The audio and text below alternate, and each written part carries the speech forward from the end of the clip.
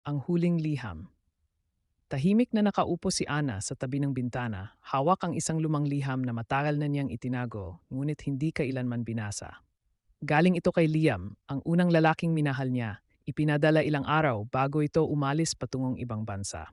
Nag-away sila noong linggo ring iyon, mabibigat na salitang binitiwan sa gitna ng sakit at pride. Umalis si Liam na walang paalam at mula noon hindi na siya muling nagparamdam. Ngayon, sa hindi may paliwanag na damdamin, binuksan ni Ana ang sulat. Nanginginig ang kanyang mga kamay. Patawad kung alis ako nang hindi nagpaliwanag. Akala ko kakayanin kong kalimutan ka, pero hindi ko kaya. Kung may nararamdaman ka pa, hintayin mo ako sa puno natin sa darating na linggo. Nandoon ako hanggang sa paglubog ng araw.